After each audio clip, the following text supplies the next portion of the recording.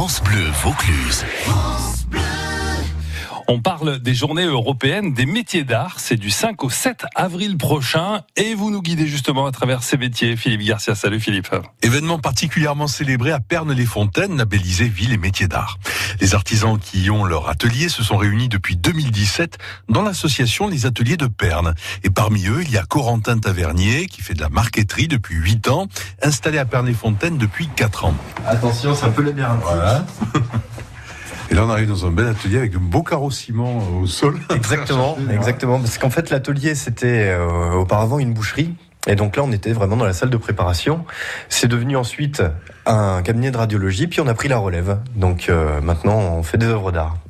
Dites-moi, qu'est-ce que c'est que cette machine, une toute petite machine entre la machine à coudre et une machine qu'on peut trouver dans un atelier de menuiserie? Alors, c'est ce qu'on appelle une scie à chantourner. Donc, c'est une machine qui va travailler sur un tout petit mouvement avec une lame excessivement fine qui fait quelques dixièmes de millimètre d'épaisseur. Et cette lame va me permettre de découper mes plaquages de bois pour faire mes marqueteries. Parce que vous travaillez sur des essences de bois essentiellement, c'est ça? Oui, essentiellement. Alors, qu'est-ce qu'on a là? Alors là, par exemple, on a du frêne olivier. Donc, ce sont des feuilles de bois qui font 6 dixièmes de millimètre d'épaisseur. Ah, toujours, en fait. Alors, entre 6 dixièmes et 1 millimètre. C'est très très fin. C'est très fin, très fragile. Ça casse au moindre mouvement. Et pour le travailler, on va être obligé donc de les apprêter, de les préparer. Donc là, vous pouvez voir, il y a un pot ancien en cuivre. C'est là-dedans qu'on prépare une colle très ancienne qui s'appelle la colle d'os. Donc c'est du collagène d'os de bœuf qu'on vient faire cuire pour pouvoir réaliser une colle qui a l'avantage d'être réversible.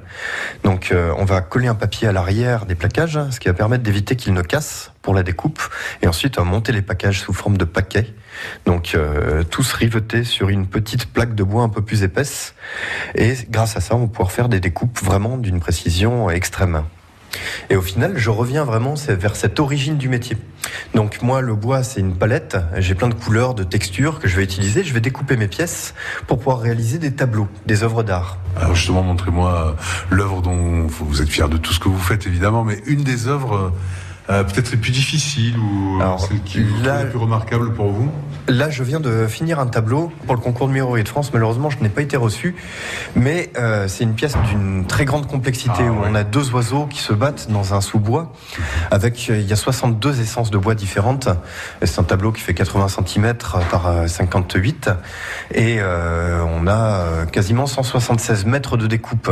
Donc c'est vraiment beaucoup de travail. Il y a quasiment 750 heures de travail. Corentin Tavernier, artisan marketeur, à l'origine un métier créé au XIVe siècle en Italie. Le marketeur s'appelait alors peintre en bois. Et l'association Les Ateliers de Pernes qui a créé avec la municipalité une balade des ateliers. Cette balade sera inaugurée donc, vous me dites, le 6 avril prochain, Philippe Garcia. Merci Philippe, 6h15. Jusqu'à 9h, France Bleu Vaucluse matin.